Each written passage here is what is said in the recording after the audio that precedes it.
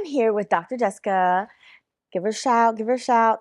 And so we are so excited just to discuss all things women, all things body. And we are here filming in her beautiful place of business.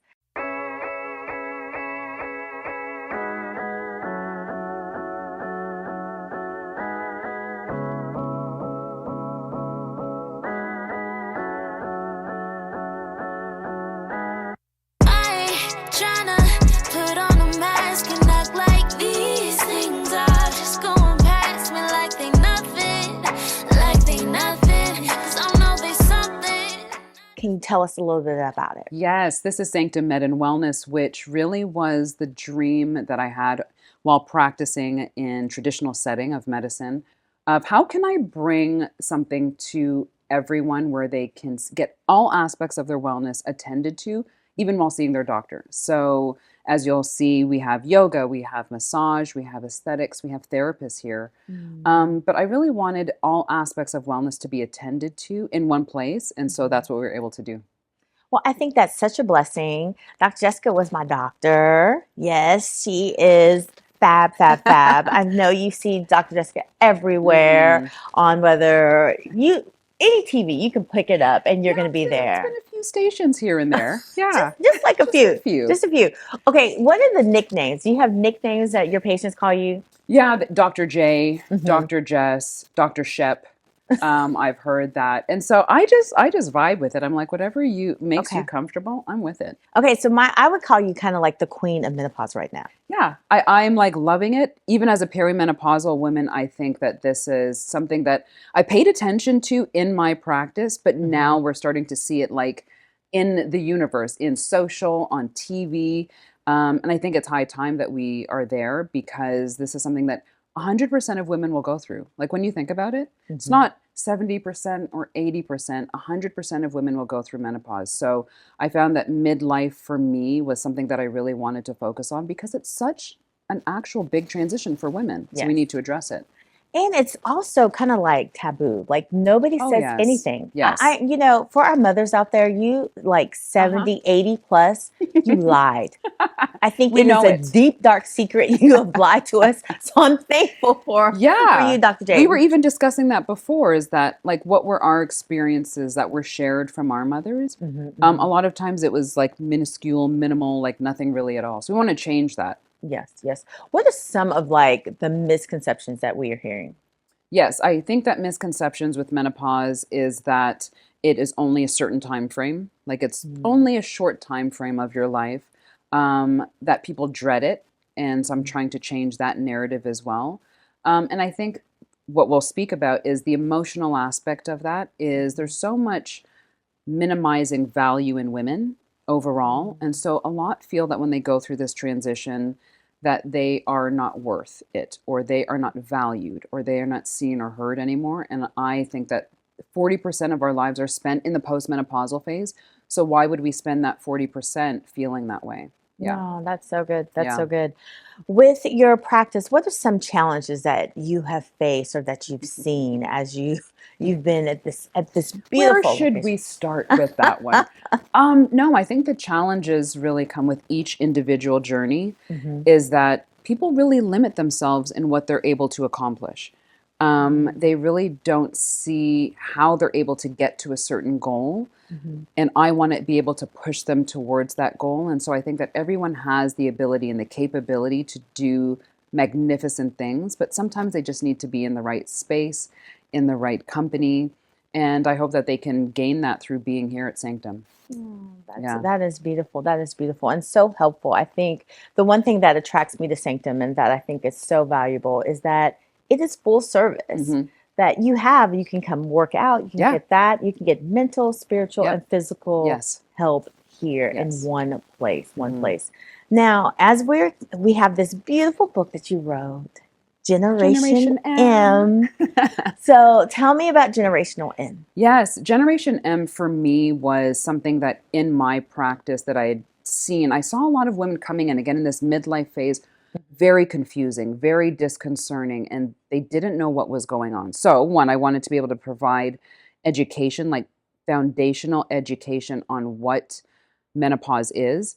But in addition to that, I think that the lifestyle changes that needed to occur were the other big part of that that I needed to address. And that was one way that I could do that as a love letter to all the women that I see and in the community. Okay, so how do hormonal treatments and Hmm. alternative therapies compare? And what do you recommend for women who are unsure about their options? Yes, I think hormone replacement therapy for a long time had a bad name to it. Mm. Very that it causes cancer. It's not good for you, and that was based on a study that was done 20 years ago, very long time ago. But we do know that that study was flawed. So now, fast forward, what we do know is that hormone replacement therapy (HRT) is very beneficial, but there's still a lot of concern and hesitancy around that. So for me as a gynecologist, I am a hormone advocate, and I always like to start out and preface that hormones are what our body naturally makes, right? And so we Hmm. go through menopause and that hormone supply decreases. So the goal really of hormone replacement therapy is to restore or Yeah. supplement, it's not a medicine, but to supplement back what you already had. So that's how I like to phrase it. So it brings ease and reassurance that I'm not giving you something new, I'm not giving you something that you didn't have. This is something that you already had, and I'm trying to restore it so that your symptoms are resolved, but also it helps you with longevity. I love it. I love it. Okay, so what role does diet and exercise play in managing menopause symptoms? And are Yeah. there specific recommendations you Yes. emphasize? So, to answer the first question, everything. I think diet and exercise is really how we get to shape how we want to do the rest of our lives. Hmm. Hmm. Because it's everyday things, it's the small changes and the small things that we do every day that get us the big goal. Yeah. That's with diet and exercise. Exercise saves your life. And muscle is the organ of longevity. And so, Hmm. if you can restore and build your muscle, you will for sure have strength and power and longevity into your old age. I would definitely say if I were to take like three key things for diet is that women specifically need to change the structure of their diet as they go through mid-age, which is increase in protein. It is Hmm. not easy to do, but it can be done. So you want to increase your protein intake. Again, look at all the things that as you're starting to age that decrease, say vitamin D, magnesium, those are things that you can use to supplement. Hmm. And the other thing that we need to focus on is fiber. I think fiber is something that we don't focus on, and that's going to help your gut health. And gut health is very imperative as we start to age. And then for exercise, muscle, like I said before, is your organ of longevity. So weight training, resistance training. And it's such a mind shift because for so long we do cardio. We just Yes. like max out on cardio and that's all we do. But we really want to emphasize heavy lifting Hmm. and resistance training to build that muscle. Also, we lose our ability to stabilize ourselves as we get older. So that you have to practice with flexibility and stability exercises. I don't think anyone really emphasizes that, but we No, fall over. What do we do when we get old? We fall over. we fall, we lose our We do, balance. yes. And so Yeah. you actually have to practice how to maintain your balance and your posture so that you don't fall. And then the last thing that I would say is weight training is going to also help your bones. And when your bones are strong, then when you fall, even if you did, then you're not breaking a bone. So those are the three things I would focus on. Listen, as I just turned 50 this Uh year, huh. and so Even though you look 30. I mean, how did you do blessed, that? Yeah. blessed, blessed. But my doctor challenged me when I was 48. I Hmm. kind of just, did some blood work, and they were like, "You're pre-diabetic. You have high cholesterol, and we're about to put you on high blood pressure." Yeah. And I just kept feeling like, wait, I hate pills. I hate medicine. Yeah. And my doctor strongly encouraged me to change my diet. Hmm. And I would be lying if I said I changed it immediately. Right. No, I It didn't. happens overnight. I know. I got a trainer. That's a whole nother story. But I got a really good trainer, Uh but huh. she was really into strength training. Yeah. And I just kept feeling like I'm not doing anything. I'm just lifting. I'm not doing anything. But I watched my body kind of change. Yes. And it was just a little thing. So, and I think I also had to not focus on the number, Yep. You cannot but focus on focus the on the number. strength training, the weight training, and then everything you said, the protein. Once I increased my protein, once I increased my fiber, and then I supplemented like with vitamin D Hmm. and some magnesium, I did see change. Yeah. I mean, I have a way to go, but I'm glad that my numbers have decreased. So I would That's the best strongly, part. yeah, that's the Yes. best part. I had my physical not a year ago, but a month ago, Hmm. and just my big one. And they were like, we love that you have fat loss, but you didn't lose muscle. Yeah. In fact, you gained muscle. And so that was reassuring. So I want to encourage somebody who's Please, please. on this Yes. weight journey, everything that she just said, that is what you need to do. And you want to look at it. I tell everyone who comes in here for weight loss management is I don't care what happens in 3 or 4 months. I want Hmm. us to look a year from now Yep. and be able to look back and say, look what we did in a year. Yep. That is so true. All right. So, in your book, Yes. do you explore how menopause is viewed differently in various cultures? Yes, I actually break it down by a study that was done and looked at ethnicity and Hmm. experiences through different ethnicities, but also really focusing, especially for me being a Black woman, is what are the experiences? And that was done through stories, through patients. But also, when we look at healthcare disparities, that has to be addressed because it is in all health conditions that we see in the US, there's always going to be a healthcare disparity issue. And so that needed to be tended to in the book because not only do Black women experience menopausal symptoms earlier Hmm. than other ethnicities, but the duration, so say for hot flashes that women experience, Hmm. the longest amount of years are going to be experienced by Black women. So Mm. if we're already having a healthcare disparity issue in America, just because it is what it is, Hmm. and now we're having a disparity within the actual condition of menopause, then there's going to be a big gap. There's going to be a gap between how Black women are heard in their experience, Hmm. how they're going to be cared for, and also the options that they're given, I think, Hmm. are going to be limited as well. So, that I wanted to make sure was kind of a resounding message within the book that needs to be paid attention to. Maybe, yes. Y'all ready? All right, here Yeah. we go. So, menopause can bring about significant emotional Hmm. shifts. What advice do you offer in the book for women navigating this stage of life? Yeah, I think the emotional aspect of it has been completely ignored, and I Mhm. still even think till present day is ignored. And there's a lot that actually goes on in that transition because there's a mind body shift of women being like, what is happening to my body? I don't know. Yeah. And the mind is not catching up to it. But also, there are changes where we see with anxiety and mood and irritability because of actual changes between estrogen and neurotransmitters like our dopamine and our serotonin. So, even that from a biological and a chemical perspective, when we think of hormones, is being impacted. So, it is real. Hmm. Hmm. And then society not really leaning into that women are going through this emotionally and how can we create safe spaces for them. That really hasn't been done too. So, there's a lot of different factors that lead to why there's an emotional aspect. Now, how we deal with that is multiple different ways. So, if we know that estrogen is declining and impacting our neurotransmitters, that's why I think that hormone replacement therapy is a beautiful way to Hmm. Hmm. restore that estrogen and that relationship.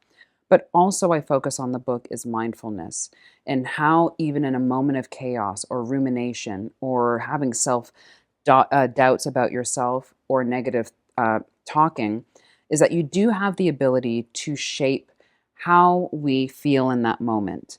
And even sitting in our emotion and how we can sit in it and live through it, but come out on the other end. I think those are all tools that, again, need to be either readdressed if someone's had exposure to that, or even just allowing someone to see that that is a space that they can explore, that it is still really, really helpful for them. Yeah, yeah. You know, menopause affects us in so many avenues with emotion and mental health, Hmm. as you talked about. But how do you suggest we as women discuss menopause with our loved ones? Yes, that is probably a very tough conversation to have. Those are still very hard conversations to have. But what I have learned over time is that uncomfortable conversations, the more you discuss it, the less uncomfortable it becomes. And that's Mhm. what we really have to do society wise, in communities, in families. We are starting to see that. I do think it will take some time before this doesn't become a uncomfortable, stigmatized conversation.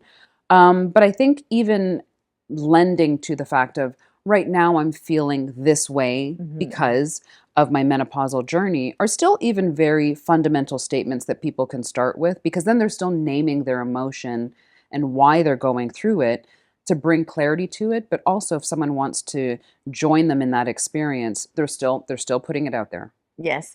I think about when I think it was, yes, 2019 Uh-huh. when I had my hysterectomy. Yeah. And I remember my husband, all he cared about was, now when is she going to be ready to go? Yeah. And if you know what that means, you know what it means. Oh, yes. So very common. That is not uncommon. And so I do agree with everything. They're understanding. You pray that your partner is understanding, but then you also have to have, like you said, just hard conversations and realistic conversations. And then going in knowing this might affect my drive. This might not feel how it used to feel, but there are other things that we can do. Options. At the end of the day, I always say, when someone knows that they have more options that are available to them, it really creates more ease into, this is not the end of the road. And I know I can navigate these different ways. Yeah, so true, so true. Yes, only my husband would be like, do you get that often that the husband's like, now what's coming now? Oh, yeah. So when I have consults, when I say, this is the amount of weeks for recovery, and I turn to the partner usually, and I say, I know this equates to years for you, but it really is just weeks. Yes. So, and they a little giggle over that. All right. Okay. Final question. What advice would you give to younger women about preparing for menopause, even if it feels far off for them?